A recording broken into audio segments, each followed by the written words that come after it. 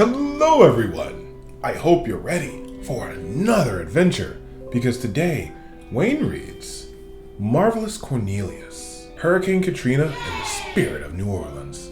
Always remember that as we read these amazing stories and dive into these outstanding adventures, all you have to do is press the CC button in your YouTube link to be able to follow along with the words. Now I believe that North Star will be perfect to join us for today's adventure. Now that North Star is here, let's jump in.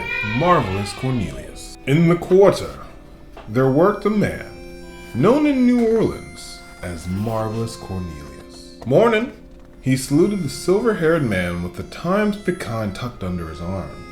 Greetings, he waved to the couple with the baby on the balcony.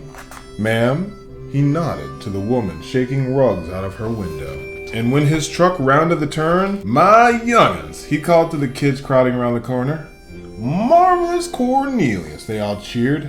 Marvelous Cornelius. At each home, Cornelius sashayed to the curb and shimmied up to the hopper. Unloading the garbage, not a single praline wrapper ever strayed on the streets.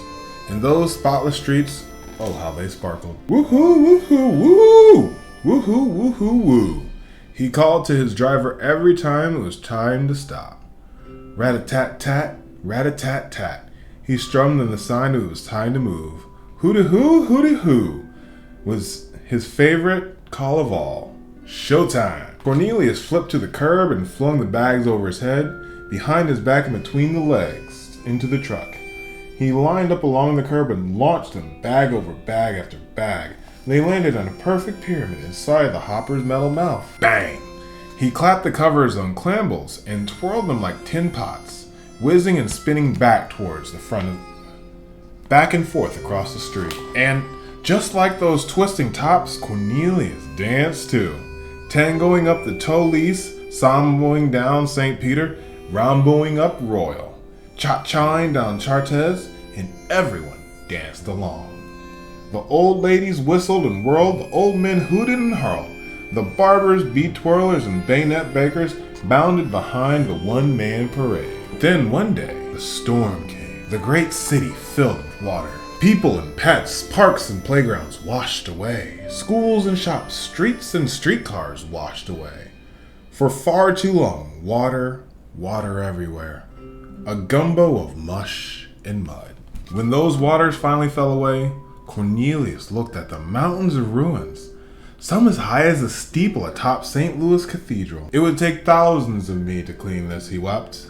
Millions. Cornelius rose, dried his eyes, for his spirit and will were waterproof. And just like he did every morning, he emptied the garbage into his hopper. And the kids who crowded around the corner, they pitched in too. So did the silver-haired man, and the couple on the balcony, the woman with the rugs, the old ladies and the old men, the barbers, bead twirlers, and bayonet bakers. Others too, from Brooklyn to Boise, Baltimore to Bakersfield, Syracuse, Seattle, Santa Fe, and San Antonio. They streamed into the Crescent City, thousands, millions, a flood of humanity. Hooty-hoo! Marvelous Cornelius cheered. Hooty-hoo! As the great city rose again, Marvelous Cornelius, he passed on. But as for his spirit, that's part of New Orleans. New Orleans forever after. The end. Wow. That was an amazing story about Cornelius and the big flood that hit the United States a long time ago. What did you think, North Star? I truly loved Cornelius too. Thank you for joining us, and we'll see you again.